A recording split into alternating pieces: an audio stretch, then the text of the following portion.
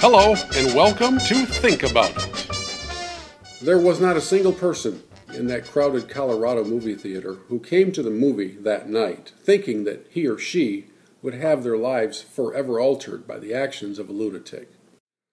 There wasn't a single nervous 15-year-old high school boy who had finally worked up the nerve to ask out the cheerleader to a movie who thought that if they went, one of them might be killed or seriously wounded by a gunman.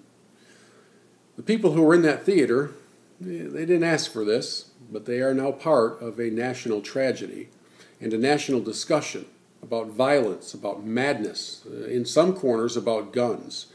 And when this happens, it also brings out the moron factor in our world. Oddly enough, it comes from the world of academia and intelligentsia.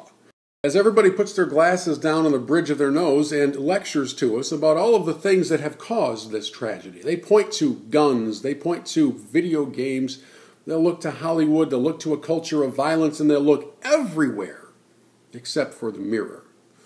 You see, this nation for the past several decades has actively sought to remove, to prohibit conversation about faith in God and a moral code that is unshaking, that is clear, that is black and white, and that is freely and openly discussed in the public square and in the schools.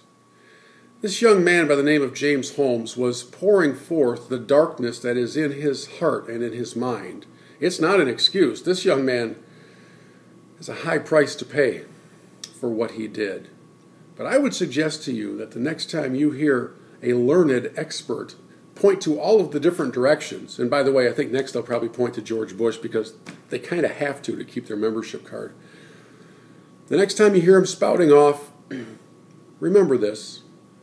These are the same people who would protest "In God We Trust" on a coin, but will hold a prayer vigil right after the tragedy. I don't know who they're praying to or to what end, because if you try to have that same prayer without a tragedy, you're in violation of constitutional mandates, separation of church and state, or some ridiculousness. We are a society that has invited darkness in. As sad as it is, it should no longer stun us when that darkness acts out. We will be praying for those families impacted in Colorado.